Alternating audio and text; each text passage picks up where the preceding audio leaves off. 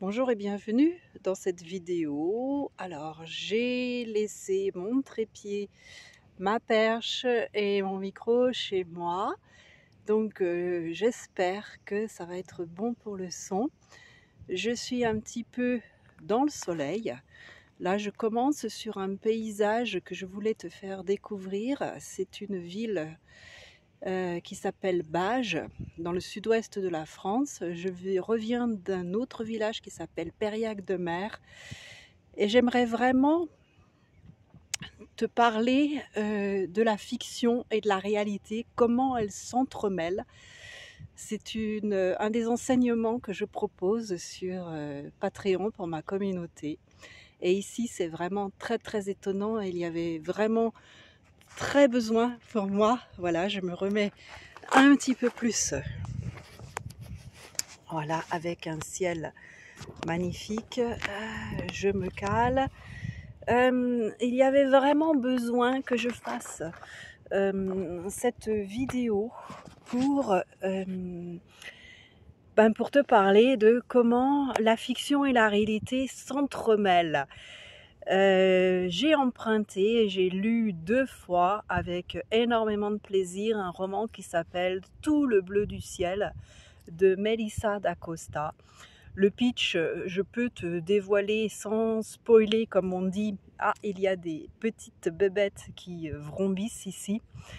L'histoire d'un jeune homme atteint d'un Alzheimer précoce qui décide de prendre, d'acheter un camping-car, de partir pour choisir l'endroit où il veut mourir.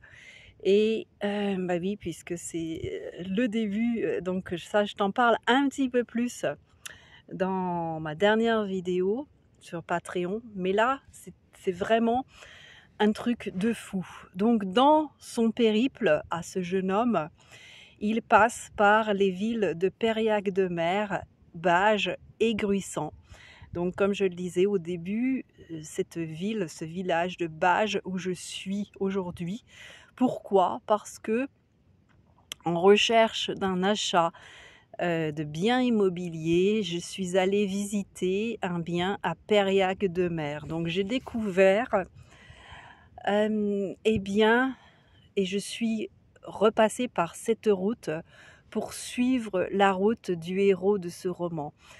Comment ai-je été attirée par, dans la réalité, dans ma réalité, par un village qui finalement était dans un roman et que je ne connaissais pas.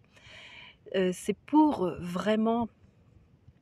Alors cette vidéo, c'est vraiment pour te parler de cet entrelacement entre notre imaginaire et le réel, entre ce que je dis souvent et que j'ai appris, que le cerveau ne fait pas la différence. Donc, en conclusion, et pour terminer sur cette vidéo, nous pouvons, oui, vivre nos rêves. Nous oublions juste, comme je suis ici, de regarder autour de nous et de profiter de ce rêve que nous vivons.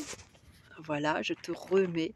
Donc derrière moi, le village de Bages, j'ai le soleil dans l'œil, et devant moi, avec plein de petites bêtes, je ne sais pas si elles piquent, l'étang de Bages. Je te laisse, je continue mon périple et puis je te dis à bientôt dans une nouvelle vidéo et sache que oui, les rêves peuvent devenir réalité. Oui, l'imaginaire interpénètre notre réel en permanence, tout le temps, tout le temps, tout le temps. Je reprends cette vidéo à l'ombre pour te faire un petit peu plus le tour de ce paysage. Donc au loin derrière moi, alors il y a certains flamants roses. Là ils sont blancs, ils ont juste les pattes roses. Dans cet étang de Bages. Et voilà un petit peu ce que ça donne dans le soleil de presque midi, avec des jolies maisons. C'est très calme, c'est des anciens villages de pêcheurs.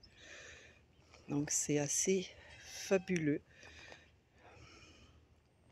de me retrouver dans ce décor qui a été le décor de ce merveilleux livre, je le rappelle, Tout le bleu du ciel de Melissa d'Acosta.